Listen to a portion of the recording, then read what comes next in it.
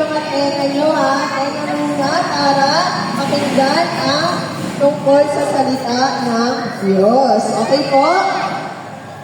Ngayon habang nakikinig, hindi kailangan ang bibig. Pakisara nga po ang mga bibig muna.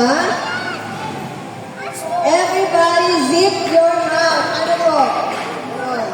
Walang nakabuka. Okay. Zip your mouth.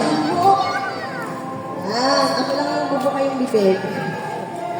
Yan. So ngayon, ang ating pag-uusapan ay tungkol po sa kaligtasan na ibinigay ni Jesus para sa ating lahat. Sino dito ang alam na ang mga color? Iba't ibang kulay.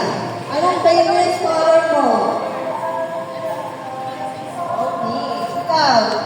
Blue. Lalaki si Zohan. Red. Wow. Red. Ang tayo ang may favorite color. Ngayon, meron ditong mga iba't ibang kulay na pag-uusapan natin. Yan.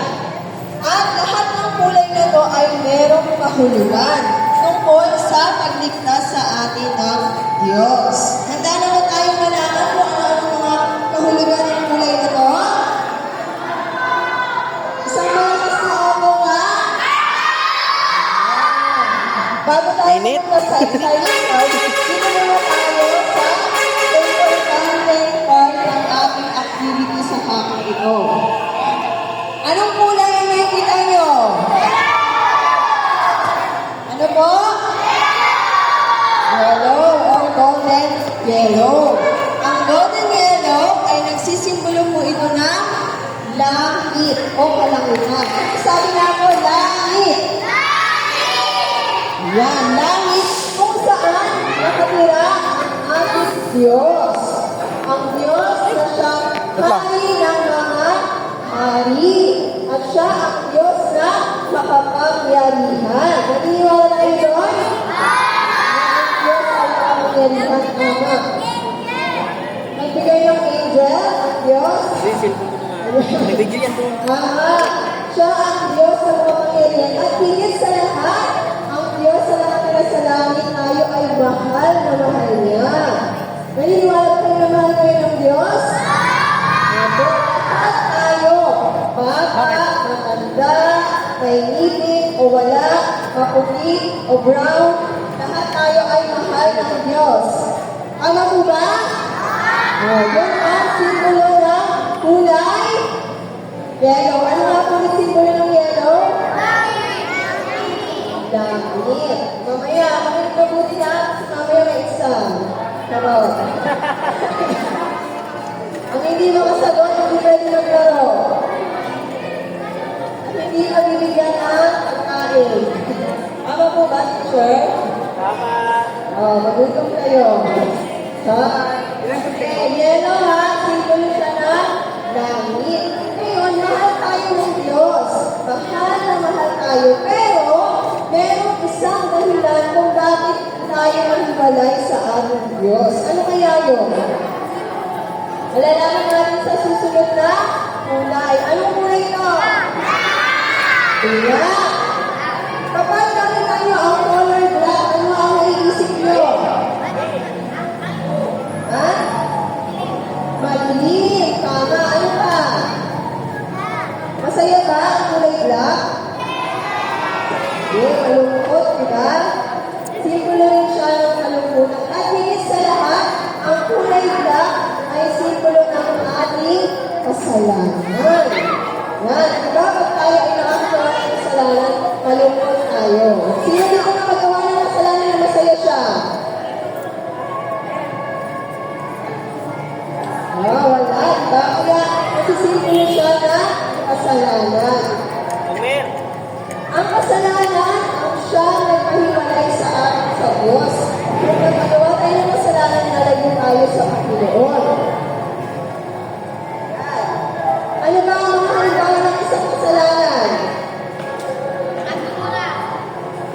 Ano po?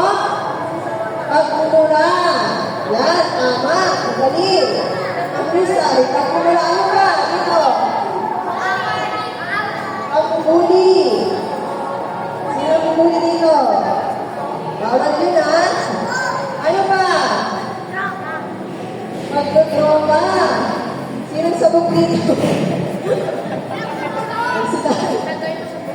sabag-sagang.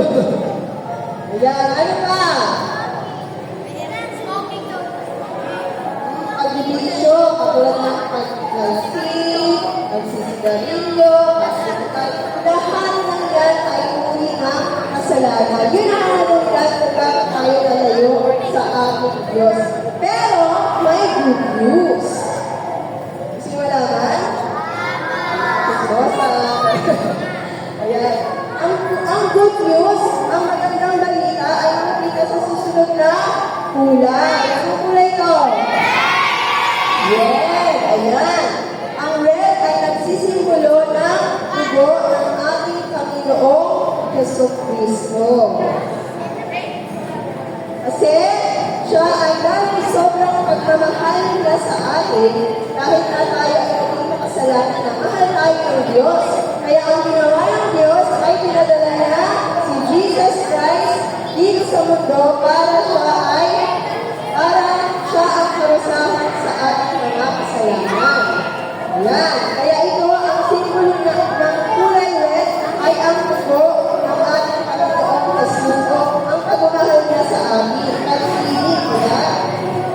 Ito ang simbolo ng dugo ni Kristo. At para tayo ay hindi malungkot sa relasyon sa ating Panginoon, para pagkabalikan tayo, hindi na tayo malayo ulit, ano kaya ang dapat natin gawin? Dapat natin yun sa kulay white. Ano yung white? Simbolo na? O puti, ang naisip nyo? Ano ba? Madumi ba siya o malinis? Malinis. Ayun, simbolo ang white na kalinisan.